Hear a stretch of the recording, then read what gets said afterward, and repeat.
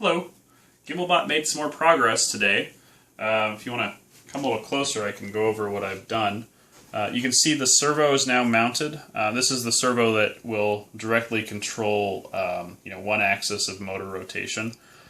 One crucial detail I left out was drilling these holes. So that was a bit of an adventure, but you can see I have the servo mounted. I fabbed up a little backer plate for the mount.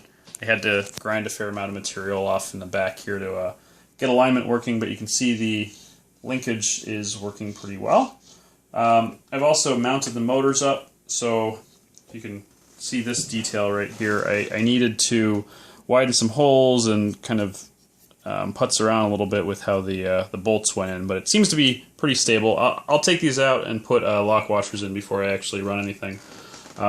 But I also wrote a short program on the little Pro Mini right here that will basically sweep the servo through 90 degrees, full range of motion twice.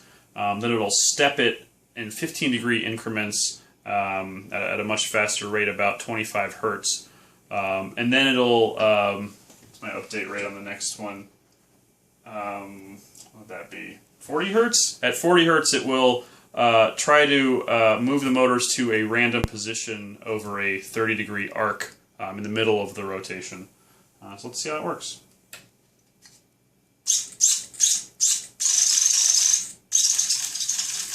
So you can see, obviously the motors aren't spinning right now, so I would imagine once we have some rotating mass going around, it's going to get a little bit harder to move. And of course, the servo, whose job it is to move this entire assembly, is going to have a much rougher time. But I haven't implemented any sort of acceleration algorithm in here, so the servo is just running, straight to one position and straight to the next. If I need to do some ramping, I think I might be able to prevent undue strain on the servos. You can see in my power supply, it's kind of fluctuating a bit. You can see the constant current light going on. This is only a 3 amp supply, so I'm probably peaking out a couple times, at 3 amps. So we'll see what happens. So far, pretty happy with how things have gone.